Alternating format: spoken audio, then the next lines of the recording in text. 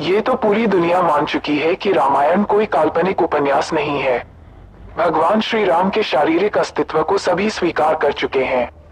समुद्र में वह पुल भी मिल चुका है जो नल और नील ने भारत से रावण की लंका तक पहुंचने के लिए बनाया था। कथा में बताया जाता है कि श्री राम भक्त हनुमान हवा में उड़ सकते थे। वानर गुण होने के कारण विज्ञान यह मानता है कि वह हवा में लंबी छलांग लगा सकते थे।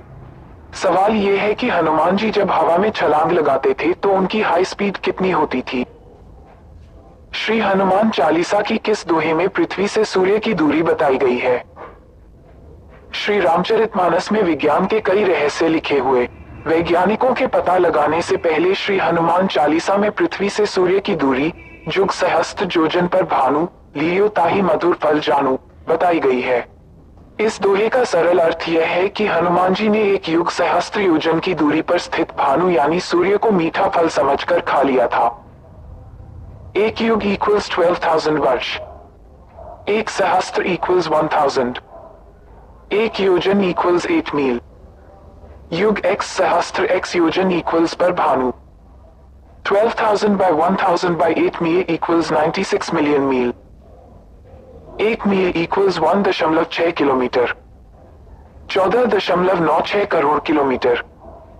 श्री हनुमान जी की हवा में उड़ने की स्पीड कितनी थी। हनुमान जी की फ्लाइंग स्पीड। ये बताने की जरूरत नहीं कि यदि किसी भी चीज को पृथ्वी से किसी दूसरे ग्रह चंद्रमा को छोड़कर तक जाना है तो उसे पृथ्वी के गुरुत्वाकर्षण से मुक्त होना होगा। पृथ्वी के गुरुत्वाकर्षण ग्रेविटेशनल फोर्स से मुक्त होने के लिए पलायन वेग एस्केप वेलोसिटी होना जरूरी है। यदि स्पीड नहीं हुई तो वह चीज पृथ्वी के गुरुत्वाकर्षण में बनी रहेगी और गोल गोल पृथ्वी के चक्कर लगाती रहेगी।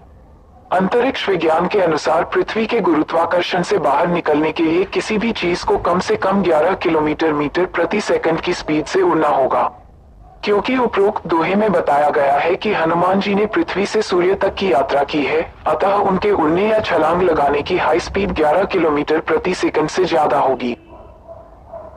Flying speed of Hanuman ji. तभी तो वह विशाल समुद्र पार करके लंका तक पहुंच पाए थे और उनकी गति के कारण ही संजीवनी बूटी वाला पर्वत हिमालय से युद्ध भूमि तक लाया जा सका। नहीं तो भगवान श्री लक्ष्मण वीरगति को प्राप्त हो जाते।